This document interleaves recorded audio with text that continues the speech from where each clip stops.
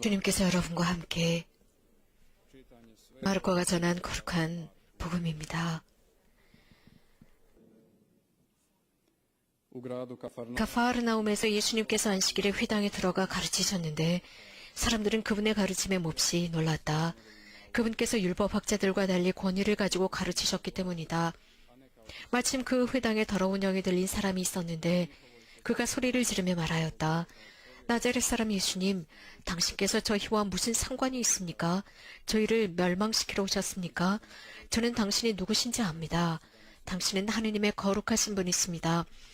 예수님께서 그에게 조용히 하여라, 그 사람에게서 나가라 하고 꾸짖으시니 더러운 영은 그 사람에게 경련을 일으켜놓고 큰 소리를 지르며 나갔다. 그러자 사람들이 모두 놀라 이게 어찌된 일이냐? 새롭고 권위 있는 가르침이다. 저희가 더러운 영들에게 명령하니 그것들도 복종하는구나 하며 서로 물어보았다. 그리하여 그분의 소문이 곧바로 갈릴레아 주변 모든 지방에 두루 퍼져 나갔다.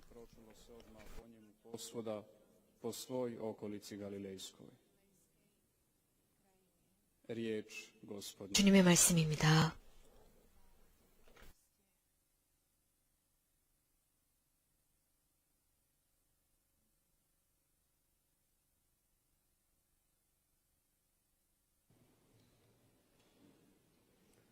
Draga moje braćo I sestre, sve vas srdačno pozdravljam. 사랑하는 형제자매 여러분, Danom danu ukrašenom ljepotom našeg zajedništva, 하나님께서 주신 오늘 함께하는 여러분 모두 o čemu Sveto pismo kaže, 보면서 주님에게 진심으로 감사를 드립니다. 우리 모두는 주님의 만찬 식탁에 모였습니다. 성서에서는 하나님께서 만드신 모든 남녀, 형제, 자매가 함께하는 것이 얼마나 부드럽고 감미롭고 좋은 일인가 라고 있습니다.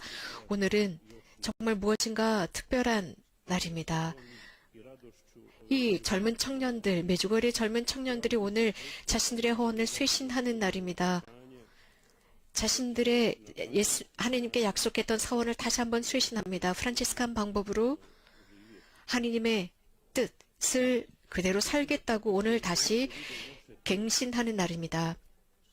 우리들의 육안이 이 젊은 친구들을 보고 있습니다. 그러나 영적인 눈, 신앙의 눈으로, 영혼의 눈으로 볼 때 이 사건은 매우 거룩한 사건으로서 그 어떤 것보다도 풍요합니다. 육안으로 보는 것보다 훨씬 더 풍요한 것이 있습니다. 그 뜻은 바로 모든 미사는 아름답게 장식됩니다. 즉 주님께서 먼저 아름답게 장식해 주시고 거기에 당신의 구원적인 십자가의 희생이 있기 때문입니다. 모든 삼위일체가 함께 하시기 때문이죠. 복되신 동정 마리아 천상 어머니 평화의 모후께서도 함께 하십니다. 물론 그렇습니다. 이 전 세계의 조그만 한 곳, 아시시라고 하는 조그만 동네에서 아시시 프란치스코 성인, 정말 변변히 생기지도 못했던 그분께서 겸손으로 모든 세상을 바꾸신 바로 그분의 그 정신을 따라서 전 세계 많은 사람들이 이렇게 살려고 합니다. 프란치스코 성인은 특별히 성체성사를 열렬히 사랑하셨고 이렇게 쓰셨습니다. 오 지극히 전능하시고 거룩하시고 높으신 당신께 없어 찬미와 영광을 받으시기에 마땅하옵니다. 오 겸손의 극치시여, 오 순명의 극치시여, 하느님 주님이 이렇게 겸손한 종이 되셨나이다. 우리들의 구원을 위해 이렇게 작디 작은 하모이면 방조각에 숨어 계시는군요 라는 탄성의 기록을 남기셨습니다. 이것은 모든 인류의 탄성입니다. 모든 여러분들을 초대하고자 합니다. 아시시의 프란치스코 성인의 모범을 따르도록 합시다. 그래서 우리들의 양심 성찰을 해보도록 합시다. 모든 거룩한 미사야말로 대단한 사건입니다. 놀라운 사건입니다. 어떤 것과도 비교할 수 없는 이 지상에서 일어나는 천상의 만찬 잔치입니다.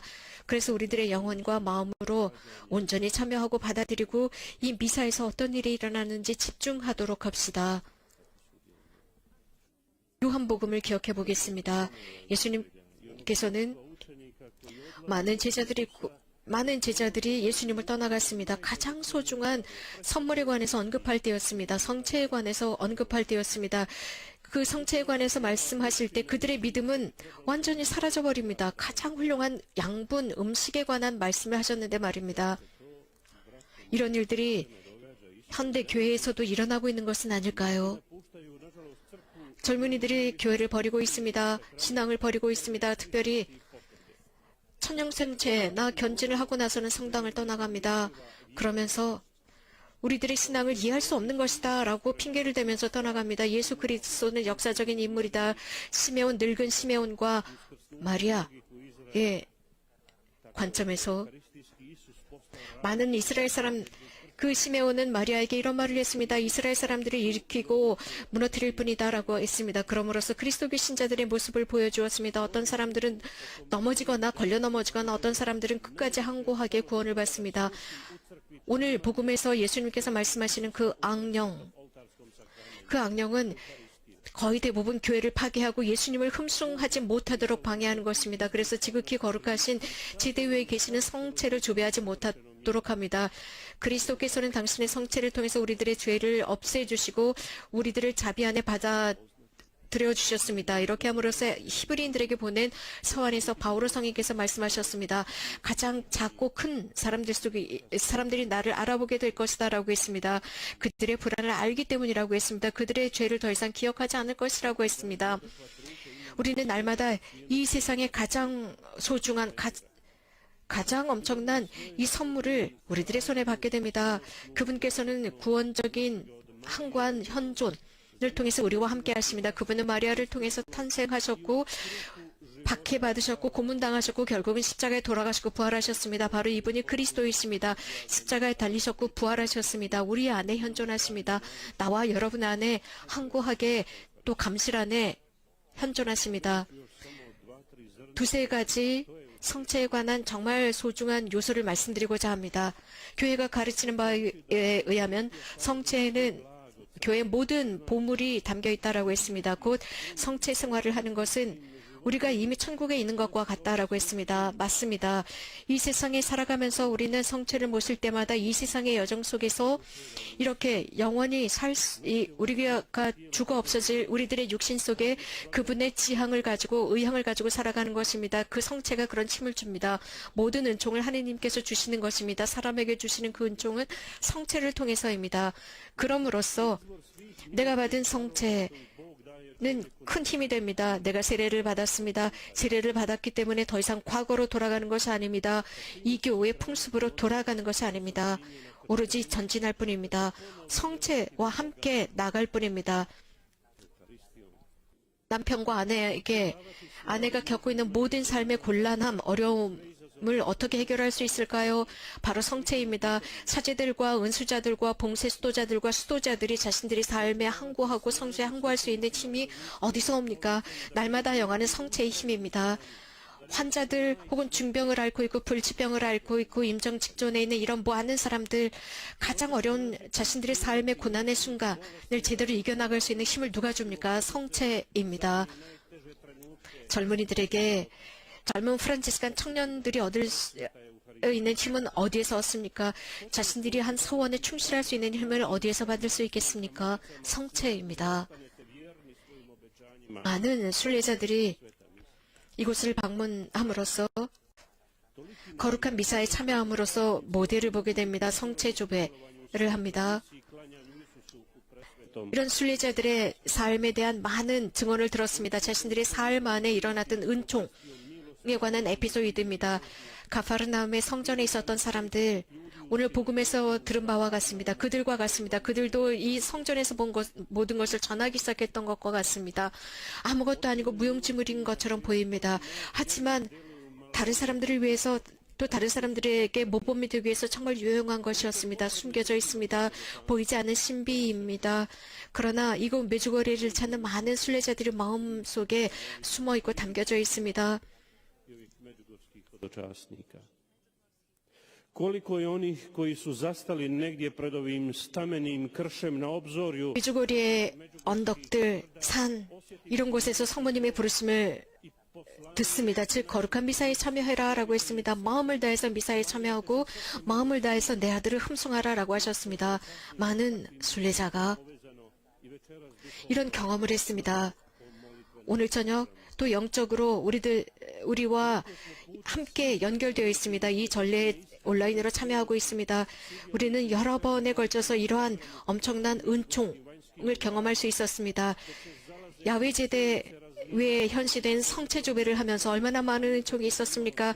뜨거운 태양의 석양이 비치는 속에서 많은 사람들은 은총을 느꼈습니다. 주님께서 우리들에게 주시는 가장 강렬한 태양이 바로 성체였습니다.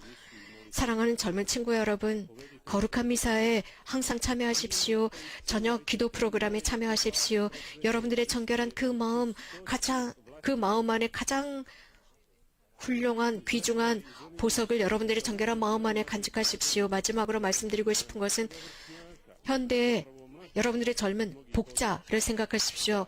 아마 대부분의 여러분들보다도 훨씬 어린 복자입니다. 그럼으로써 지극히 거룩한 성체를 사랑했던 복자였습니다. 성체 안에 계시는 예수님이 바로 그 소년을 복자로 만들었습니다. 소년이었지만 거룩함이 있었고 인간적으로도 완성된 성인이었습니다. 15살 된 복자였습니다. 매일 성체를 영하면서 성인이 되었습니다. 카를로 아쿠티스입니다. 1991년 영국에서 태어나고 부모가 영국에서 일을 하면서 그곳에서 태어났습니다. 그리고 태어난 뒤에 밀라노로 돌아옵니다. 그리고 카를로는 할아버지를 위해서 기도해야 된다고 생각했습니다. 할아버지가 돌아가시자 연옥에 계신 할아버지를 위해서 매일 미사를 봉헌하고 기도를 했습니다. 혼자 갈 수가 없었습니다. 그러니까 부모님과 할머니가 데리고 가지 않았다고 합니다. 7살에 벌써 천년 성체를 했습니다. 그리고 나서 7살 때부터 매일 미사에 참여해서 성체를 영했고 매주 고해 성사를 받았습니다. 이런 말을 합니다. 성체야말로 내가 천국으로 갈 수 있는 고속도로입니다. 라고 했습니다. 이 복자에게 미래에 무엇을 하고 싶어요? 라고 했을 때 이 복자는 저의 프로젝트는 늘 예수님과 일치하는 것입니다. 라고 했습니다. 컴퓨터에 굉장한 재능을 보였습니다. 100여 개가 넘는 기적이 일어났습니다. 그래서 이런 성체 기적에 관한 많은 인터넷 그 홈피를 만들었습니다. 세상 곳곳을 여행을 했습니다. 이런 웹사이트나 페이스북을 만든 3명의 성인들 중에 한 명입니다. 그러면서 백혈병으로 죽게 됩니다. 트라넨고에 묻혔습니다. 카를로스 아쿠티스는 특별히 프란치스코 성인을 매우 사랑했습니다. 아시시에 자주 갔었습니다. 또 아시시에 묻히고 싶어 했습니다. 그래서 2007년 카를로는 아시시 공동묘지로 옮겨졌습니다. 2020년 10월 4일 아시시 프란치스코 대성당에서 시복식이 있었습니다. 그리고 이 복자의 유해가 대성당으로 옮겨졌습니다. 그리고 유해 보관함에 아시시 프란치스코 대성당에 안치되었습니다. 우리 모두는 각자가 다른 모습으로 창조되었습니다. 하지만 많은 사람들은 복사본처럼 죽어간다고 복자는 말씀하셨습니다. 우리는 예수 그리스도의 성체를 영할 때 훨씬 더 풍성한 모습이 된다고 했습니다. 카를로 복자가 시복되기 전에 이 컴퓨터 전체를 이 위원들이 검사를 했을 때 그 컴퓨터 안에는 오로지 거룩한 것들만 있었습니다. 거룩한 여러 가지 테스트나 문장들, 영상들이 있었습니다. 카를로 쿠티스가 우리들을 위해서 기도해 주시기를 빕니다. 여러분들을 위한 또 다른 기도를 해주시는 중재가 있습니다. 바오로 사도께서는 하느님의 것만을 걱정하라고 했습니다. 하느님을 어떻게 기쁘게 해드릴까 염려하라고 했습니다. 이러한 여정 속에서 복되신 동정 마리아 평화의 모후께서 여러분들을 위해서 전구해 주시기를 빕니다. 잠깐 침묵을 지키겠습니다.